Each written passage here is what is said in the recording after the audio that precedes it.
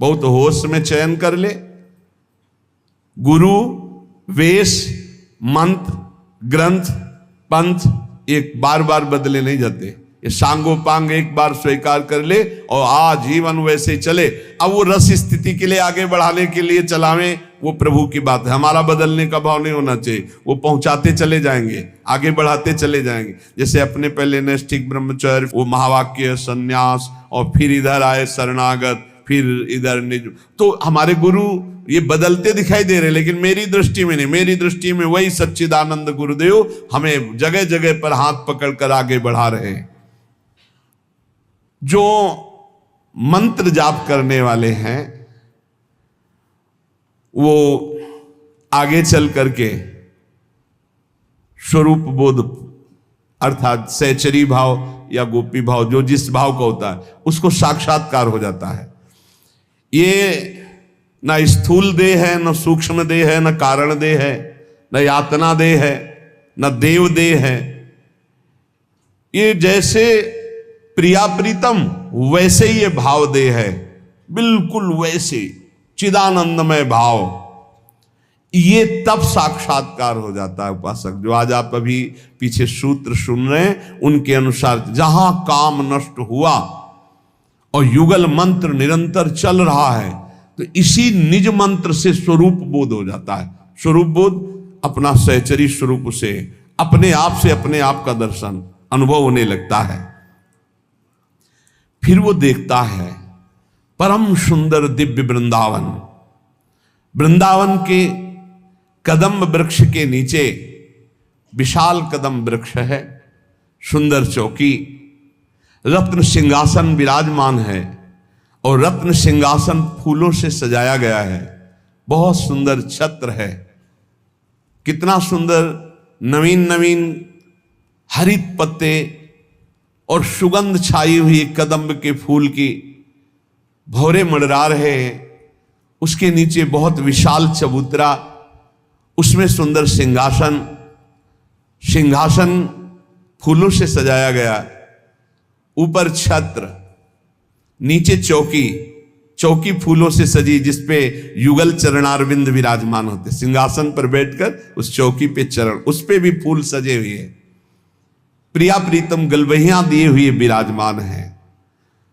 वृंदावन के पुष्पों की माला, दोनों को एक माला ऐसी जो चरणों तक, और एक फिर छोटी छोटी। मुखमंडल पर प्रियाजू के करोड़ों चंद्रमाओं की कांति न्यौछावर, ऐसी लालजी इंद्रनील मणि कांति, ऐसे ऐसे चिकने कपोल लालजू के, मकराकृत कुंडल, बांके नेत्र, और वो प्रियाजू की तरफ देख रहे हैं। ललाट विशाल, सुंदर तिलक रचना, चंदन, बीच में कुमकुम की बिंदु, उन्नत नासिका, नासिका में लटकता हुआ बुलाक मोती का, बिंब फल के समान अरुण वर्ण अधर। जब मुस्कुराते हैं तो दांतों में लालिमा छा जाती है, ऐसे युगल सरकार। चमक रहे हैं दंत पंक्ति, भुजाओं में रत्न में कड़े बाजूबंद, अंगुलियों में रत्नों की विविध रंगों की अंगूठियां, और लालजू अधरों पर मुरली,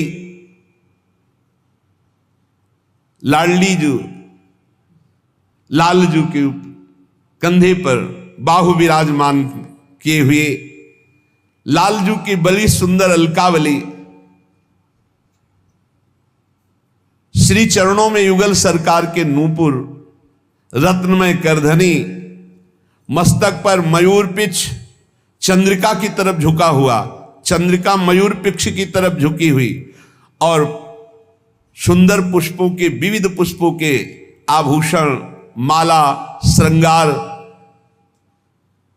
ऐसी भावना में परम ज्योतिर्मय युगल सरकार का वो उपासक दर्शन करता है।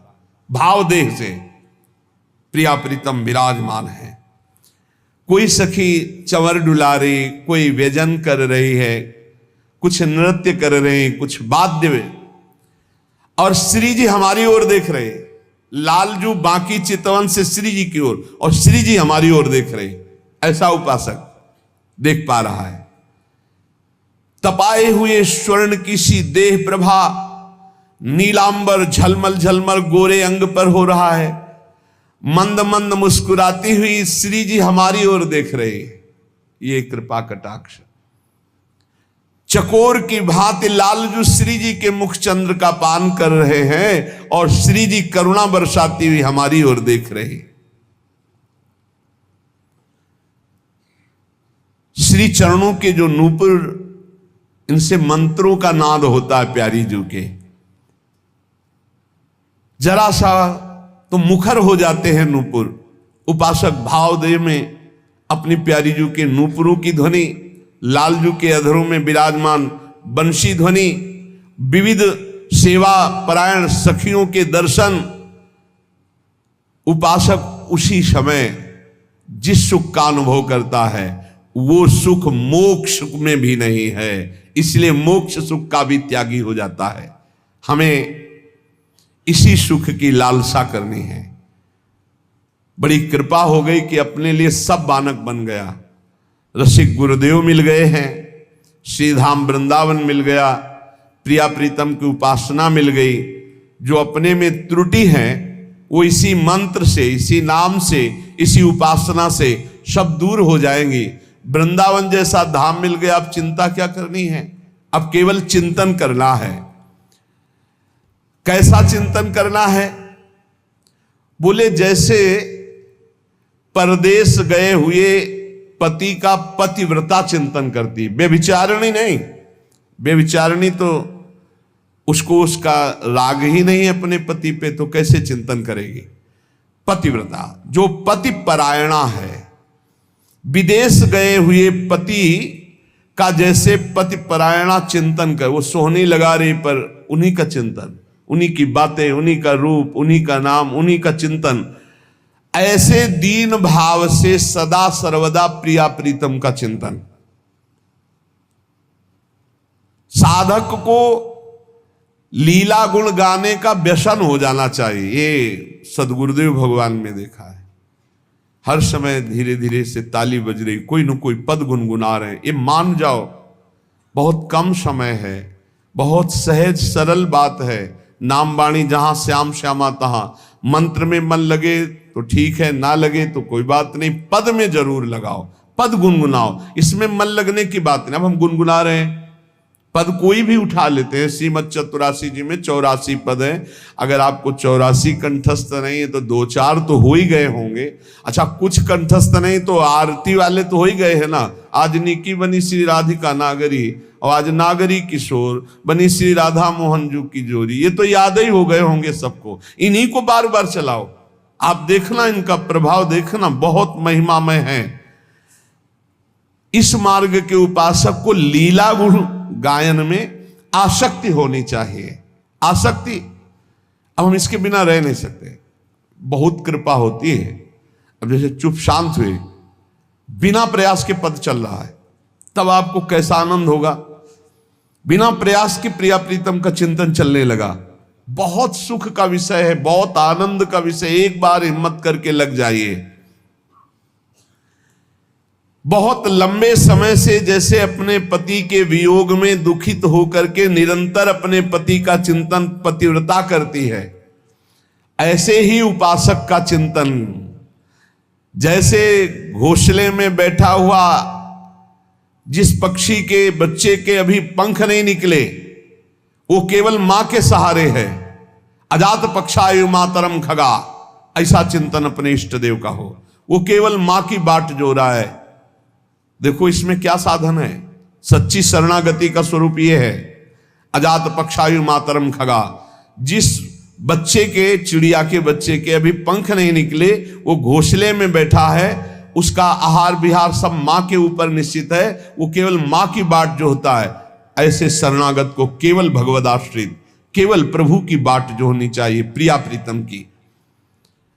जैसे छोटा बछड़ा जो अभी घास नहीं खाता है, मां का दूध पीता है और उसकी मां चरने गई, वो हर समय अपनी मां का चिंतन करता है। ऐसे प्रभु का चिंतन करना है। जैसे परदेश गए हुए पति का चिंतन, जैसे छोटा चिड़िया का बच्चा अपनी माँ चिड़िया का चिंतन, जैसे छोटा बछड़ा अपनी माँ गाय का चिंतन, ऐसे प्रिया प्रीतम का चिंतन करना है।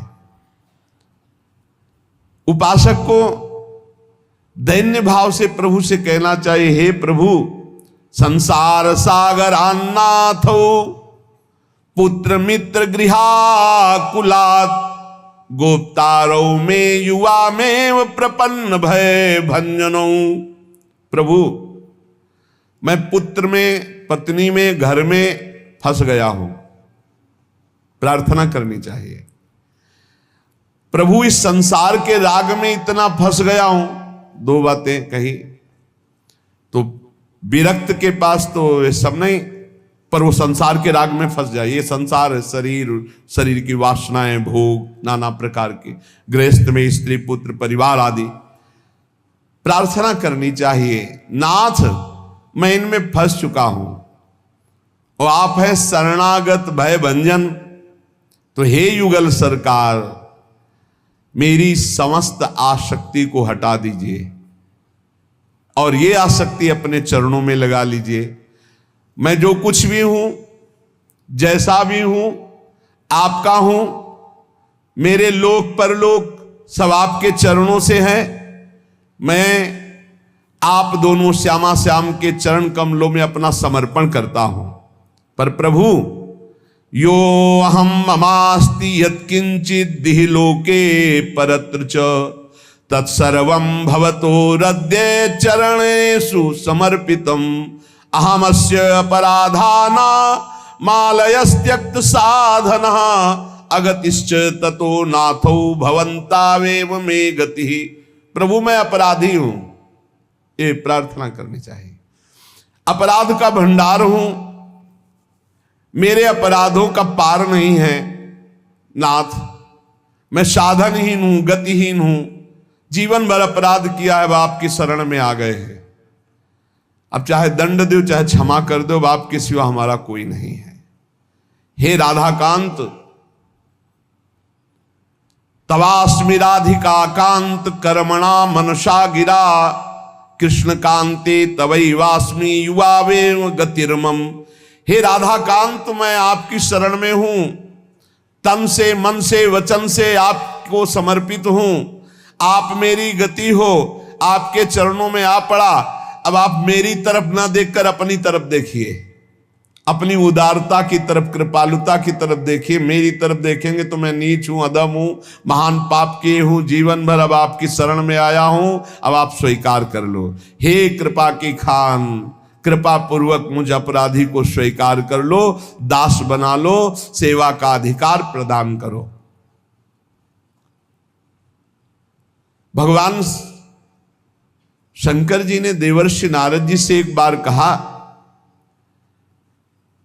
कि जब मैंने युगल मंत्र का जो बहुत समय तक जप किया कैलाश पर, परम पावन कैलाश पर, तो भगवान श्री कृष्ण प्रकट हुए और कहा वरदान मांगो।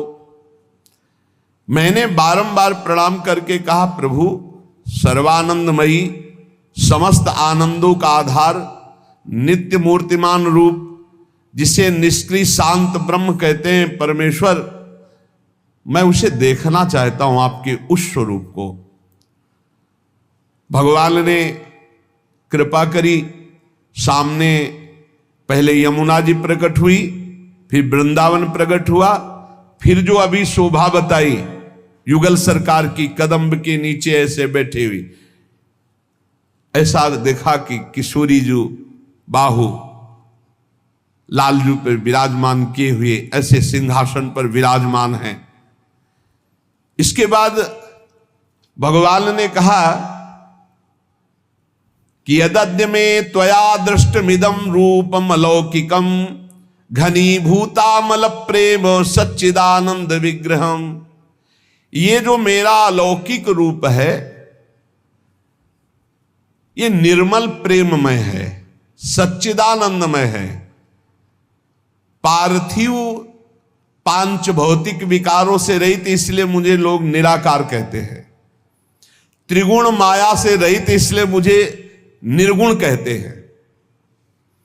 सब जगह में विराजमान हूं, इसलिए मुझे निष्क्रिय कहते हैं, और मैं ही परात्पर ब्रह्म की प्रतिष्ठा हूं।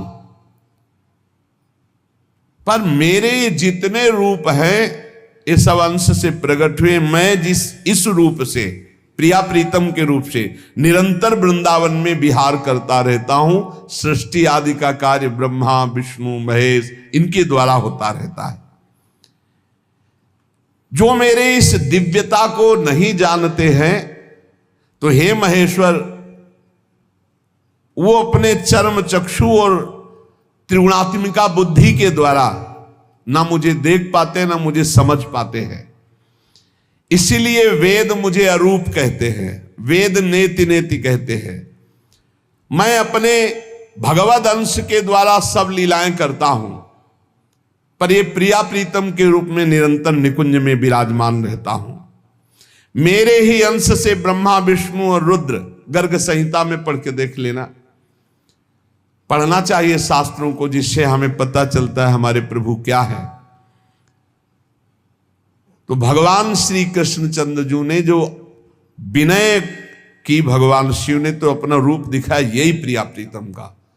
तो भगवान शंकर ने ही कृपा करके ये नरसिंह मेहता को रास विलास दिया, यही कृपा करके प्रबोधानंद जी को दिया, यही कृपा करके प्रेमानंद को दिया। ये उन्हीं का कृपा प्रसाद, वही देते हैं।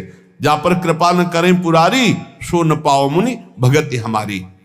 तो उपासक को इस बात पर दृढ़ रहना चाहिए कि हमें जो ये प्रिया प्रीतम की उपासना मिली, ये न जाने किस जन्म में किन किन की साधना की, उसके फलस्वरूप मिली। वो कोई साधारण उपासना नहीं है। जिसे बहुत ध्यान देने के बाद इस प्रेम रस की प्राप्ति करनी है, उस संप्रदायवाद के झगड़े में भी ना फंसे। संप्रदायवाद के बड़े झगड़े होते हैं, इसमें ना फंसे। किसी की निंदा नहीं, सब भगवान के स्वरूप सत्य हैं, सब महान हैं। जो जहां उपासना करते हैं, मेरे लिए जो मेरे गुरुदेव ने दिया, बस श्यामा श्याम उनका नाम, उनकी उपासना, बस हमसे इतने से मतलब है। संप्रदायवाद के झगड़े में ना फंसे। वे महापुरुष श्री भाई जी महाराज आदेश कर रहे, क्योंकि इससे फिर क्या होता है, मार्ग तो छूट जाता है, बस यही बातें रह जाती है, प्रपंच वाली, लड़ाई झगड़े वाली। संप्रदाय का मतलब है सीधा सुरक्षित मार्ग प्रिया प्रीतम की प्राप्ति का, और आचार्य हैं इसकी स्थापना करने वाले। तो आचार्य ने जो मार्ग स्थापित किया वो है मंत्र, वो है वाणी जी, वो है सेवा, वो है धाम, वो है नाम। इसी को पकड़ लो, सीधे प्रिया प्रीतम की प्राप्ति हो जाएगी। नाम रूप लीला धाम मंत्र उपासना आराध्य देव ये आचार्य ने दिया, यही संप्रदाय आचार्य प्रदत्त करते हैं। वो हम उनके प्रदत्त इस उपासना को ना छोड़े तो प्रिया प्रीतम तक पहुंच जाएंगे। पर झगड़ा निंदा ये सब नहीं होना चाहिए। प्रेम की स्थिति वृंदावन में हर समय प्रकट रहती है, पर वृंदावन में प्रेम की स्थिति जो प्रकट है उसका अनुभव करने के लिए रे मंद मंदयाखिल साधन वृंदान सांद्रामानंदम वृंदावन भुवि वृंदारक वृंदानाम च दुर्लभम बिंद। मंदमती यहां वृंदावन में आकर के असाधन क्यों कर रहा है, पाप क्यों कर रहा है? अगर पाप कर्म ना हो, असाधन न हो, तो बहुत जल्दी प्रेम प्राप्त हो जाए। यहां बहुत बचने की जरूरत है। यहां निंदा स्तुति की बहुत बाजार लगी हुई है, पक्का। और यही भगवत प्राप्ति नहीं होने देती। इसीलिए हमने महापुरुषों को देखा, वो अधिकतर मौन धारण करते हैं। क्यों ऐसा बोलते? इसीलिए बोलते हैं। ये क्यों में तर्क विवाद ये सब प्रिया प्रीतम से दूर कर देता है। निंदा स्तुति ये सब दूर, नहीं जानते लोग, प्रभु को नहीं जानते, फिर प्रभु के इस प्रेम स्वरूप को, वृंदावन को कैसे जानेंगे? ये तो सौभाग्य समझो चर्चा। और जैसे आप यहां देख रहे हैं ना, ये तो प्रताप उदय हुआ है, हित सजनी जी का प्रताप उदय हुआ है, इसलिए आप सब एकदम घसते चले आ रहे हैं, राधा राधा राधा श्री हरिवंशी। ये प्रताप उदय हुआ है, किसी व्यक्ति का महत्व तो नहीं है, ये उसी परमात्म तत्व का जो अभेद तत्व है, हित तत्व, उसका ये महत्व प्रकाशित है। रे मंद मंदायाखिल, अरे मंद बुद्धि तो यहां आकर के भी मंद कार्य कर रहा है, गंदे काम कर रहा है, यहां अपराध कर रहा है धाम में। बहुत विचित्र समाज। यमुना किनारे बैठ के भजन नहीं, लोग नशा करते हैं, प्रपंच की बातें करते हैं, ताश खेलते हैं। देखो कैसा समय आया जो एकांत क्षेत्रों में बैठकर भगवत ध्यान किया जाता था। आप देखना टहल करके तो किनारे कोई बीड़ी पी रहा है, कोई तमाकू रगड़ रहा है, कोई ताश खेल रहा है। जहां एकांतिक भजन क्षेत्र है वहां कैसा कलयुग का रे मंद मंदाया खिल। वृंदावन में प्रेम प्रफुल्लित होकर प्रकाशित है। यदि अपराध न बने तो बहुत जल्दी प्रेम प्रकाशित हो जाए। पर यहां सबसे ज्यादा निंदा स्तुति, सबसे ज्यादा निंदा स्तुति का खेल धामों में, सबसे ज्यादा अपराध वाली वृत्ति धामों में हो रही, क्योंकि जीव को माया भगवत प्राप्ति होने नहीं देती। यही उसकी प्रबल। अरे अपने को संभालना है भगवत मार्ग में, कि हमको किसी की निंदा करनी। तेरे भावे जो करे भलो बुरो संसार, नारायण तू बैठ के अपनो भवन बुहार। अब तू अपने हृदय को देख, अपने हृदय को पवित्र कर। लेकिन बहुत विचित्र भगवान की माया। कह रहे कि वृंदावन में आकर के यदि तू मंद आचरण करेगा फिर बहुत बुरा हो जाएगा, फिर लाभ नहीं मिल पाएगा। क्योंकि वो अपराध आपका जो आगंतुक वृंदावन में बना वो आपको फिर बहुत बुरा फंसाएगा। ये देवताओं के लिए भी दुर्लभ है वृंदावन। वृंदावन भूमि वृंदारक वृंदानाम च दुर्लभम बिंद। देव दुर्लभ भूमि पर आकर देव दुर्लभ मानुष देह पा करके यहां कोई ऐसा, यहां पाप मत कर देना भाई। नहीं, आजीवन वृंदावन वास करो तब वो हटेगा। यहां का पाप अगर बन गया, महापुरुषों से पूछा था कि जो वृंदावन में आ गए उनसे ऐसी गलतियां हो गई बड़ी बड़ी, तो उनका बोले आजीवन वृंदावन वास करे, यहीं शरीर छोड़े तो क्षमा हो जाएगा। बहुत कठिन है, बहुत सावधान। यहाँ का हर पाप वज्रलीक है। कम बोलो, अधिक चिंतन करो, कम खाओ, अधिक यहाँ भजन करो, कम सो, जागकर खूब नाम जप करो, यहाँ कमाई करनी भजन की। अरे किसको सुधारना है भाई, किसको सुधारना है? अपने को सुधारना है। सत्संग अपने सुधारने के लिए, अपने भजन के लिए, दूसरा लाभ ले ले उसके सौभाग्य की बात। सत्कर्माणि कृतानि हरिराराधिता श्रुतोपनिषद आमृति वृंदारण्ये यदैव संकल्पितो वासः। वही बात करे श्रीपाद। मृत्यु पर्यंत आप वृंदावन वास करूंगा ऐसा संकल्प करते ही सारे सत्कर्म हो गए, जिससे असत्कर्म बने थे सब नष्ट हो गए।